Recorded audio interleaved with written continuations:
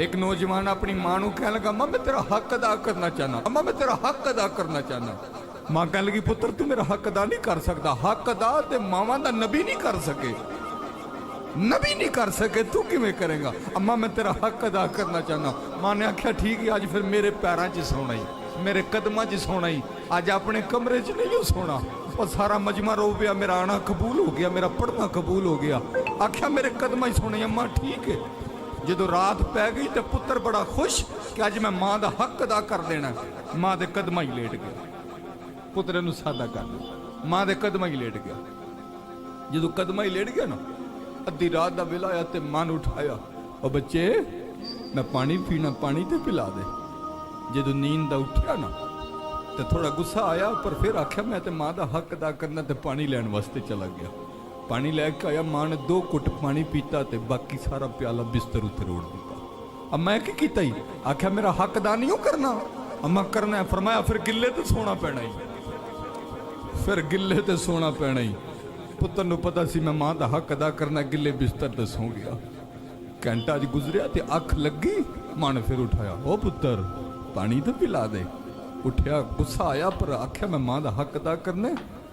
गया अंदर, पानी का प्याला लैंदा, मां ने 2 घुट पीता तो जिहड़ा बिस्तर सुक्का ही फिर उहदे उत्ते रोड़ दिता। अम्मा की कीता ही? हक अदा नहीं करना। अम्मा करना है। फरमाया फिर गिले तो सोना पैना ही। पुत्र फिर सो गया। अद्धी रात का टाइम होया, 2 बजे तो मां ने फिर उठाता, वे बच्चे प्यास लगी है, पानी तो पिला दे। पुत्र उठया गुस्से दे नाल, ते लेकिन गुस्से नूं कंट्रोल किया तो प्याला पानी का भरिया तो लिया। तो मां ने 2 घुट पीता तो हुण बिस्तर उत्ते नहीं रोड़िया, हुण मां दे उहदे कपड़े उत्ते रोड़ दिता, पुत्र दे कपड़े उत्ते रोड़ दिता। हुण तो पुत्र नूं गुस्सा आ गया, कहने लगा मैं की कीता ही?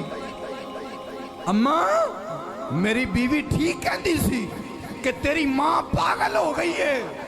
अम्मा मैनू आज पता लगा तू तो वाकई पागल हो गई है।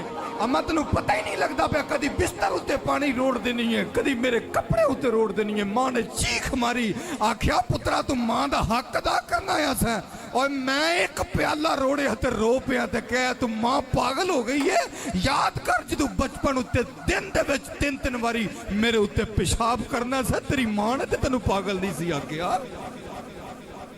याद करो वेला जदों तू मेरे पेट अंदर से ते डॉक्टर कहना सी बीबी यह चीज खाएंगी तो तेरे बच्चे नू नुकसान होगा, बीबी यह खावेगी तो तेरे बच्चे नू नुकसान होगा। ते पुत्रा मैं तेरे वास्ते 10-10 दिन खाना नहीं खाता बेटा, मैं ते तेनू पागल नहीं सी आख्या, मैं ते तेनू पागल नहीं सी आख्या। याद कर तू वेला जदों छोटी उम्र जिद करना सा, अम्मा मैं ही चीज लेनी है, मैं ही चीज लेनी है। तो याद कर मैं अपने कन्ना दियां बालियां भी बेच दित्तियां कि मेरे बच्चे की ख्वाहिश पूरी हो जाए। अज मैं 4 बारी पानी मंगया तो मां पागल हो गई है। आख्या याद रखी कोई मां का हक अदा नहीं कर सकता।